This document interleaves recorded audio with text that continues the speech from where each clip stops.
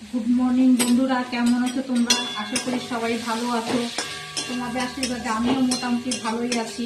তবে দেখো, আমি রান্নাঘরে চলে এসেছি দৈনন্দিন জীবনের দৈনন্দিন রুটিনের মতো। এই দেখো আমার রান্না চেপে গেছে। কি রান্না করছি দেখো, ভাত বসে গেছে।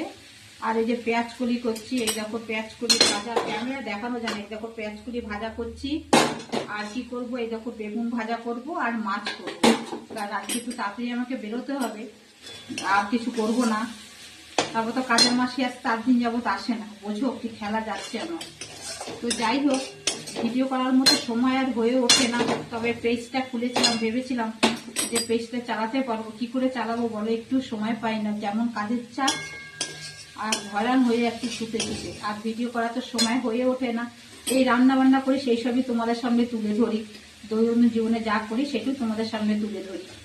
এবার আমার রান্না চেপে গেল, এবার রান্না বসাচ্ছি। পেঁয়াজ কুড়িটা আমার হয়েই এসছে। এই দেখো ভাত হয়ে গেছে, এই দেখো ভাত হয়ে গেছে। আর এই দেখো পেঁয়াজ কলি, ক্যামেরাটা এইদিকে, তো এই দেখো পেঁয়াজ কলি। এই যে পেঁয়াজ কলি ভাজা হয়ে গেল। এবার আমি বেগুন ভাজা করব, তারপর মাছ করবো। ভিডিওটা এখানে শেষ করলাম। যদি ভিডিওটা ভালো লাগে লাইক করো, শেয়ার অতি অবশ্যই করো। তোমরা ভালো থেকো, সুস্থ থাকো। এরকম ছোট ছোট ভিডিওগুলো তোমাদেরকে আমি দেবো, তোমরা একটু দেখো, কষ্ট করে, বুঝতে পারলে? দেখলে ভালো লাগে। আর আমার পেজটাকে একটু ফলো